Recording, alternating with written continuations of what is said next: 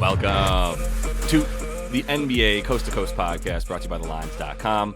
Coming to you from the West Coast, Josh Lander, joined by Nate Weitzer on the East Coast, as always. And we've got player props here on a Monday for you with 6 games in this NBA slate. And some guys not necessarily declared in or out fully yet. So we are dodging some bullets as best we can, going with what we know here. We've also got best bets up in another video for you. So like and subscribe to that page and continue to follow along all season with us. Also want you to head to thelines.com. Use that prop finder tool that's under the NBA tab there. Make sure you're getting the best juice on all of these player props that are coming your way from these books this season. Nate, let's go ahead and get into your first bet as we talk about this C's and Pacers game. Yeah, I'll take Tyrese Halliburton to bounce back. Over 34.5 points assists. If you want a full unit, and then I think you put a quarter unit on him to have 2 or fewer turnovers at plus 130. Nice juice here. He's coming off a rare down game where he had, 17, 7, and 5 with 4 turnovers against Boston.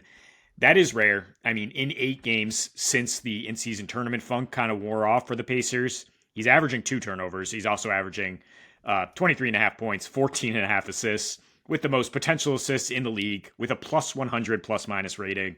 You know, just MVP stuff. The most 15 assists, 0 turnover games you've seen in the modern era, basically. And, I mean, Porzingis had to check out early of that game on Saturday. It looks like he's going to miss tonight. The last time they faced Boston in the in-season tournament with Noah Porzingis, with Al Horford getting run off the floor. Halliburton had a triple-double, 26, 10, and 13. Recent results after a loss, again, since they snapped that funk, 29 and 15 versus a very good Orlando defense, 33 and 10 at Houston. I emphasize the at. Because Boston, is another team that's just not, their defense is not as good on the road. Their 3-point defense in particular is not as good. Halliburton hitting like 3.5 threes in that span. He's, ready to pull against this Boston team. Boston allows the 5th most points to point guards in their last 15 games. And surprisingly on the season, forcing very few turnovers from the position in general. The fact that Halliburton averages more points and assists on the road, 40 in fact, versus he does average this 35 at home, is typically a blowout factor. And, you look at the close games they had recently against the Bucks, Magic, Knicks.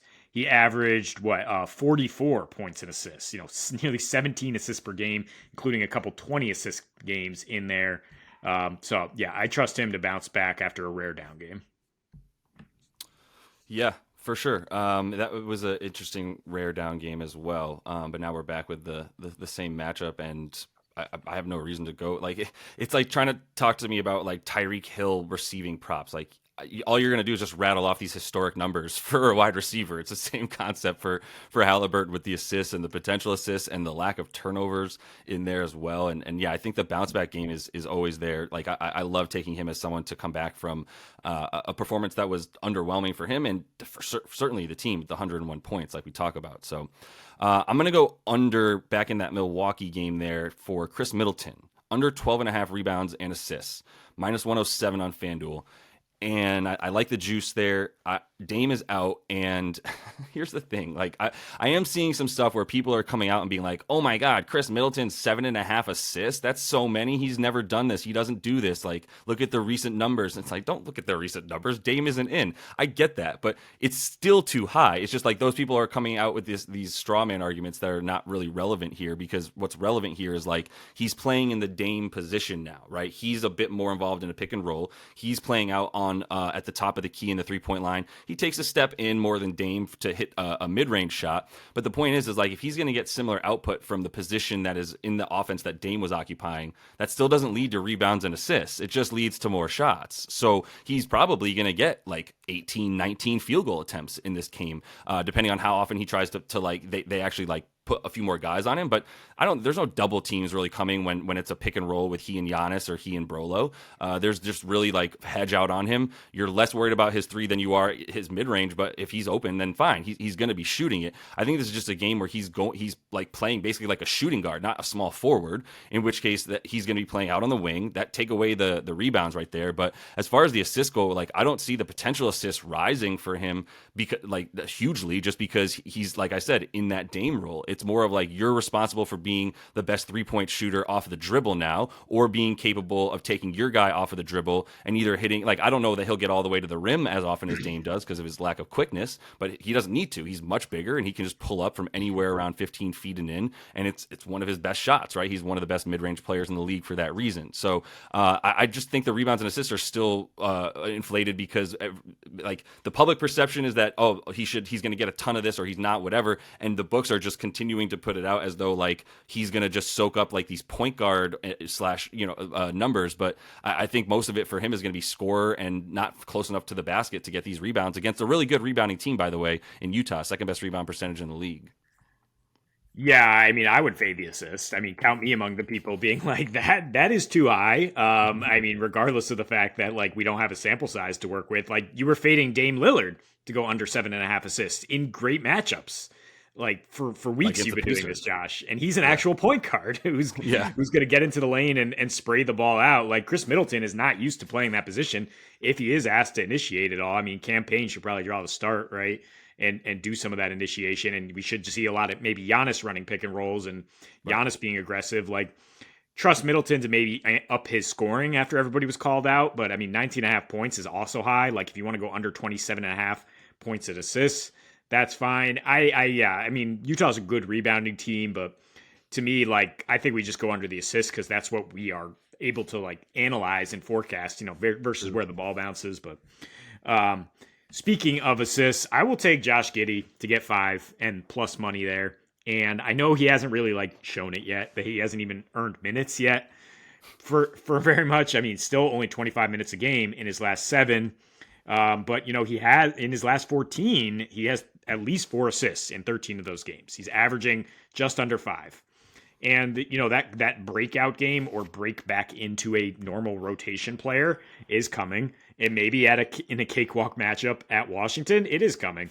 I mean, Washington, as we know, allows the most assists per game. It's even more at home. It's over 30. It's 31.5 in their last 8. They're allowing opponents to shoot 50% and score 126 at home. So, I mean, it can't get much better. I mean, Giddey did go over this in 2 matchups against Brooklyn recently, a team that does limit assists a little bit, versus Washington, which is just a sieve. I mean, he's making 36 passes in those 25 minutes. Like, he's not really out there looking for his shot as much as trying to be the traditional tall point guard he is. He has a 17 to 5% assist to pass ratio. So even though like he's not out there, the quality of passes are good there. I don't know if I trust this potential assist number at only 6. I mean, that might just be because SGA has been doing a lot of isolation in half court in tough matchups. The Thunder have been playing good teams lately. Whether you consider the Nets a good team, I don't know. But I mean, it's a situation where it's like bogged down. Nets limit assists. And as soon as that happens, it forces SGA to just kind of take over, get his, and tamp down the entire team assist for the Thunder. But I think in this matchup, it's going to be fast paced, and the point guard itself will get plenty of assists for the Thunder. Yeah, I'm in this game with you as well. You like I don't want to say the Wizards to hang around, but maybe not be like down 20 points by the third quarter. Like maybe that's still like within 10, right, 12 points throughout the game, and they're sort of just like hanging it around kind of thing. Shout out Teddy KGB. So I would agree that it's possible for him to keep minutes at least at like 25 in this one against Washington, like you said, and he should be facilitating the rotations for Daigneault. Make it hard to bet on anybody but Chet and SGA consistently, to be honest with you, and maybe some Jalen Williams in there.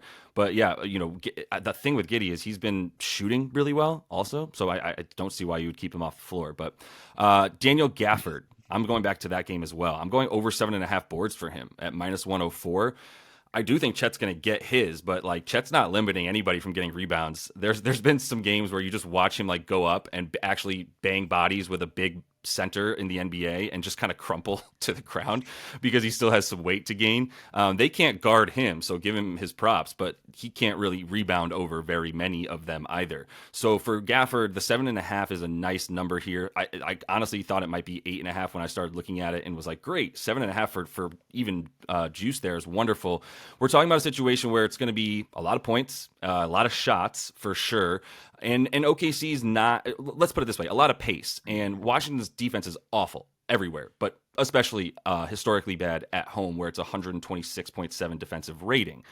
OKC on the road, though, not quite as good. They still play at about 102 pace, but not nearly the offensive rating at home, which is at like 122, where they're scoring 120 points per game. Drop that by about 6 on the road, which means more missed shots. Their field goal percentage and true percentage much worse. Not much worse, but noticeably worse on the road for them than it is at home. Actually, earlier in the season was much worse. Now it's just kind of worse. And like, while I agree, like they will be getting theirs, like when there are rebounds, Daniel Gafford will be in there, I think, guarding Chet consistently. Like he's gotten minutes when he's played a number of games where there's like centers that need to be guarded, and there's really no one else to guard. Like Kuz is not touching Chet, right? He's, if anything, they're going to need some help when Chet is playing a little bit further out, so that Gafford doesn't have to go too far out. But he's not going to get played off the floor from that standpoint, because there's going to be a center on the floor for the Thunder.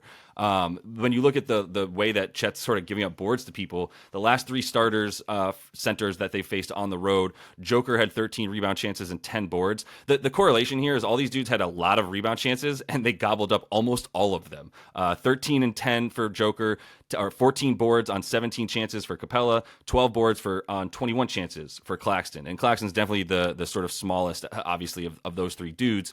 Even backups, though, were getting boards on Chet, who's getting close to 30 minutes. And we're talking about DeAndre Jordan had 8, Okongwu had 7 in the same game. That Capella was getting boards. So, yeah, everybody's allowed to get them. That's why they give up the most to centers on the season. And I don't really want to touch Gafford to like have to put the ball back in or anything. Chet's really good at timing his jumps for blocks. So, like, that's very possible that Gafford gets blocked a couple times. But I do think he'll gobble up the boards on him. Yeah, I actually was looking that way on Chet, is the over 2.5 blocks against this Wizards team that, you know, is out there for entertainment. They're just trying to get to the rim, make something happen, and then, that is generally the type of matchup where Chet can rack up a bunch of blocks, and yeah, like he does get kind of worked on the boards, and then people think they can go right up against him, but it's like, yeah, you might get that rebound, but you're not just laying it up on me because I've got this crazy wingspan. So I like the look. Maybe we'll see some Bilal Koulibaly out there matching up with Chet. That would be interesting. Awesome. Don't see any props for him yet, but yeah, I think the Wiz. This is kind of a fun game where they'll be back and forth. I think. I don't know. I don't think they'll get run off the floor. I think this is kind of a take a pause moment for the Thunder on this road trip, and not necessarily be that killer that they need to be in some of these tougher matchups coming up. And they've played a lot of home games lately, so on the road, I think it will be a little closer. A lot of home games. Yep, we talked about that. They've got some roadies coming up. I definitely think they want to win this one, but I do think you can play with some rotations a little bit too if you're the Thunder, and they do that outside of, like I said, Shai and Jay Will and Chet. So that is all the time we have for you in this Play a Props video. Continue to follow along, like and subscribe to that page. And until we see you next, happy betting.